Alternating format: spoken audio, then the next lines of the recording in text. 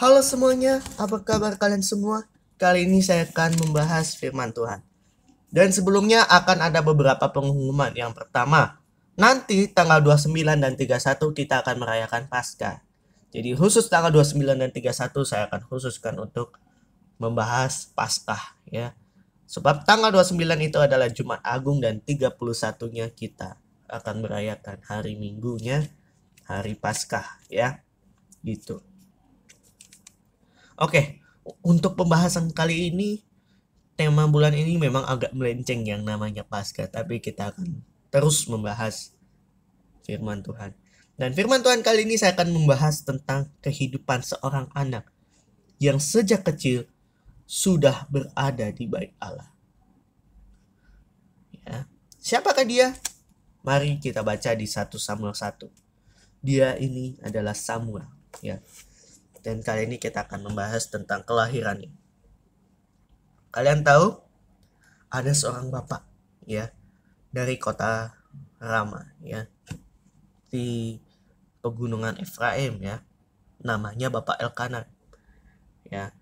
Kalau di Alkitab dibilang Elkana anak Yeroham, cucu Elihu, lalu buyutnya Tohu dan buyutnya Zuf. Jadi dia ini berasal dari suku Efraim ya, suku Efraim. Dan orang ini punya dua istri ya, si Elkana, si Bapak Elkana ini ternyata punya dua istri. Yang satu bernama Penina dan yang satu bernama Hana. Dan kalian tahu nggak? Penina ini sudah punya anak. Sedangkan Hana tidak punya anak. Sama sekali. Sama sekali nggak punya anak. Kenapa? Karena si Hana mandul. Mandul itu apa? Jadi kandungannya ditutup sehingga tidak bisa melahirkan. Ya.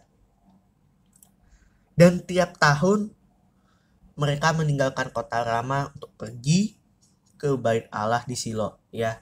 Kalian tahu nggak, bait Allah sebelumnya itu belum pakai bangunan gedung ya, jadi masih pakai kemah.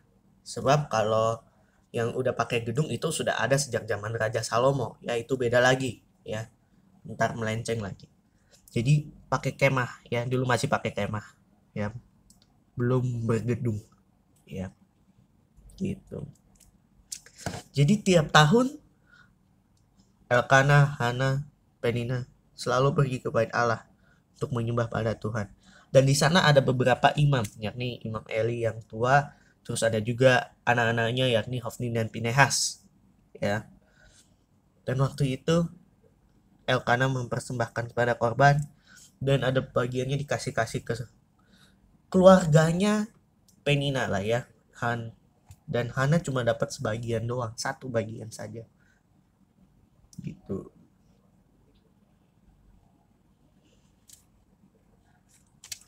Gitu. Dan ternyata karena Hana memang udah nggak punya anak lagi, udah nggak ada harapan, sampai kalian tahu Penina menyakiti hati Hana. Jadi istilahnya diejek lah ya, diejek dalam tanda kutip, dimana si Hana diejek, wah lu nggak bakal punya anak, kamu nggak bisa punya anak, gitu. Sampai si Hananya menangis dan tidak mau makan. Terus Elkanah bilang, Hana, mengapa kamu bersedih? Bukankah aku lebih berharga dari 10 anak laki-laki? Suatu kali mereka habis makan dan minum di Silo, Hana berdiri, sedang Imam Eli lagi duduk di kursi dekat tiang pintu bait suci Tuhan. Jadi kan ini di tema nih, si Imam Elinya duduk di luar ya, sebab kan orang luar nggak bisa masuk selain orang Lewi. Si Imam Eli duduk di luar, duduk, dan di Hana di depannya lagi berdoa. Dia berdoanya begini ya, dan dia juga bernazar begini, ya Tuhan, aku pengen punya anak, dan aku berjanji akan menyerahkan anakku yang ini kepada Tuhan, dan pisau cukur tidak akan mengenai rambutnya.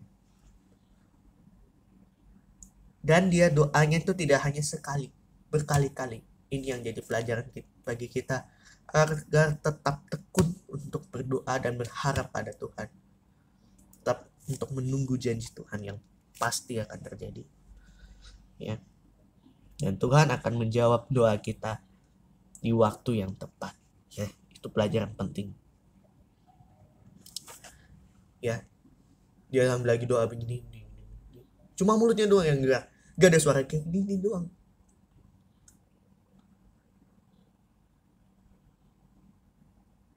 Jadi cuma hatinya yang ngomong, bukan mulutnya mengeluarkan suara. Nah, dia berdoanya berkali-kali sampai Imam Eli yang lagi duduk ngeliatin, lah ini orang kayak orang habis mabuk anggur ya, karena kan orang mabuk anggur kan biasanya tingkahnya emang rada nggak jelas ya, tingkahnya kan aneh kalau habis minum mabuk ya. Imam Eli pikir, wah jangan-jangan Hana lagi mabuk anggur nih. Terus Imam Eli bilang, Hana berhentilah, janganlah mabuk anggur ya. Setelah itu Hana menjawab, ya Hana selesai doa, dia bilang, bukan Imam Eli, aku bukannya mabuk anggur, bahkan anggur aja belum aku pernah minum, tetapi aku sedang mencurahkan isi hatiku, aku sedang berdoa pada Tuhan supaya punya anak, begitu. Dan jangan menganggap aku ini perempuan berdosa, sebab maksudnya jangan perempuan dursila, sebab karena besarnya cemas dan sakit hati aku berbicara demikian lama. Karena hatinya memang pedih. Dia udah gak punya anak, disakiti orang lagi, disakiti istri lain. Gimana gak sedih si Hana? Akhirnya Imam Eli tahu bahwa dia sebenarnya lagi berdoa meminta petunjuk Tuhan. Dan Imam Eli bilang, baiklah, pulanglah dengan selamat. Tuhan Allah Israel pasti akan memberikan kepadamu apa yang kau minta daripadanya. Akhirnya Hana dikuatkan dari perkataan Imam Eli bahwa Hana pasti punya anak.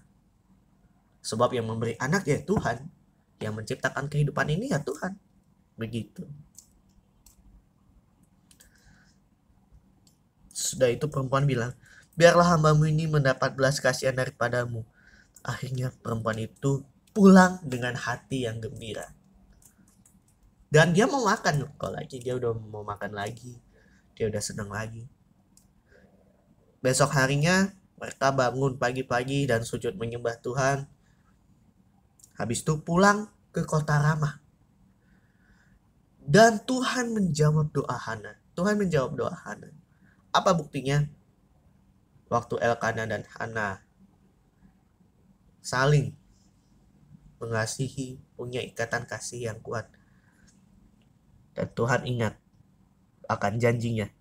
Dan pada akhirnya Hana melahirkan seorang anak laki-laki dan namanya Samuel. Sebab dikatanya, aku telah memintanya pada Tuhan.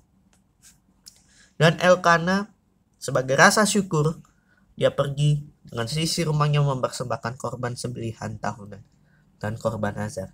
Tetapi Hana tidak ikut pergi karena sebab katanya kepada suaminya, nanti apabila anak itu beda, aku akan mengantarkan dia, maka ia akan menghadap hadirat Tuhan dan tinggal di sana seumur hidupnya.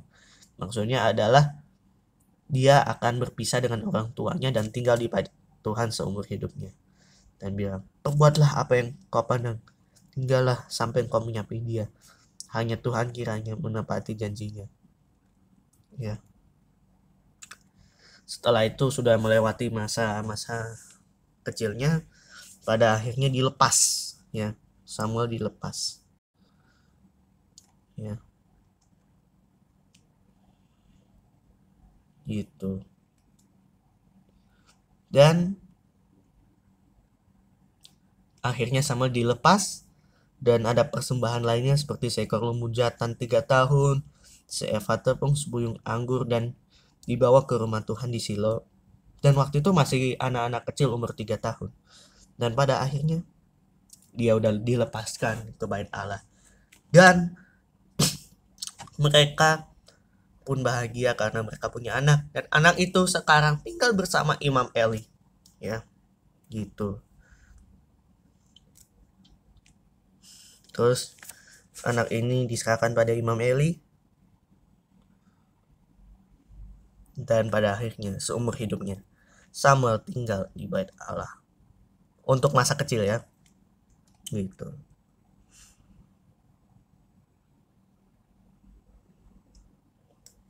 Dan Hana bilang, aku berdoa di sini kepada Tuhan, dan maka itu akan aku serahkan anakku Samuel kepada Imam Eli, kepada Tuhan ya, perantara Imam Eli, sebab Imam Eli yang jaga di situ ya. Tetapi apakah Hana yang sudah harus melepaskan Samuel itu akhirnya tidak ada anak lagi? Tetap ya, keluarganya Samuel itu masih ada keturunan lagi, bahkan Hana juga mendapatkan anak lagi setelah Samuel. Ya, sekian firman kali ini. Dan firman Tuhan kali ini mengajarkan banyak hal. Yang pertama, ya,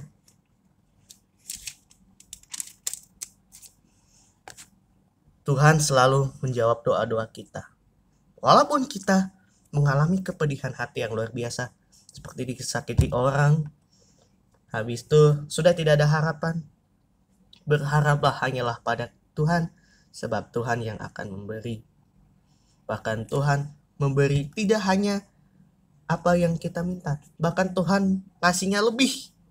Apa buktinya? Tadi saya bilang Hana dapat anak lagi ya. Setelah Hana melepaskan Samuel di bait Allah, ternyata Hana dapat anak. Apa buktinya? Mari kita baca di 1 Samuel 2 ayat 21. Ya. Dan Tuhan mengindahkan Hana sehingga dia mengandung dan melahirkan 3 anak laki-laki dan 2 anak perempuan lagi. Sementara itu makin besarlah Samuel yang muda itu di hadapan Tuhan. Ya, Samuel hidup di bait Allah, dia tetap hidup di dalam Tuhan, sebab Tuhan yang selalu menyertai hidup Samuel. Dan Tuhan menggantikannya berkali lipat ya. Buktinya Hana dapat 5 anak, 3 cowok, 2 cewek lagi. Luar biasa Tuhan kalau memberikan berkat, bahkan berlipat kali ganda. Itu aja. Maaf, kameranya jatuh. Jadi inti firman kali ini apa? Belajar untuk tetap mengetahui bahwa orang itu punya kebutuhan. Jadi ya jangan diejek lah ya. Orang punya kebutuhan masing-masing. Yang kedua, ya, terkadang kita harus tetap menunggu janji Tuhan. Ya. Dan Tuhan pasti akan memberikan yang terbaik bagi kita, anak-anaknya. Ya. Apa buktinya? Hana tekun berdoa, dan pada akhirnya Tuhan menjawab doanya. Yang lain ada, kita harus tetap tekun berdoa kepada Tuhan, bahwa kita yakin Tuhan selalu memberikan yang terbaik juga.